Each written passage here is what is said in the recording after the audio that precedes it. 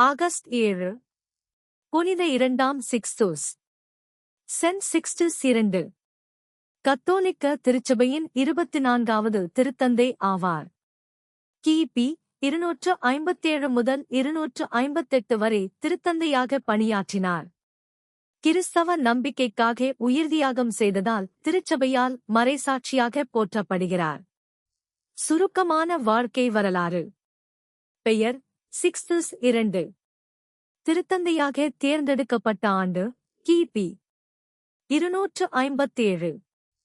ஆட்சிக்காலம் 257 முதல் 258.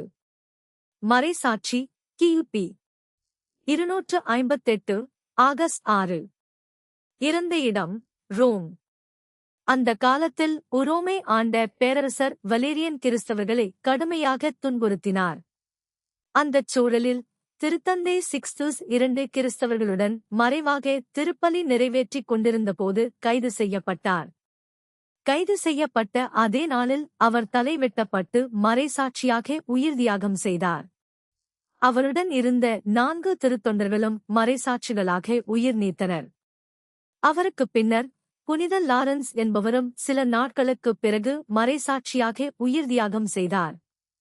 நினைவுத் திருநாள் ஆகஸ்ட் 7 இல் புனித இரண்டாம் சிக்ஸ்துஸ் திருத்தந்தை மற்றும் அவருடன் மறைசாட்சிகளான தோழர்களின் திருநாள்.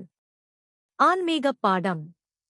புனித இரண்டாம் சிக்ஸ்துஸ் அவர்கள் இறைநம்பிக்கையை எந்தத் துன்புறுத்தலிலும் கைவிடாமல் இறுதிவரை விசுவாசத்துடன் வாழ்ந்ததற்கும் தம் உயிரையே அர்ப்பணித்ததற்கும் சிறந்த முன்மாதிரியாக திகழ்கிறார்.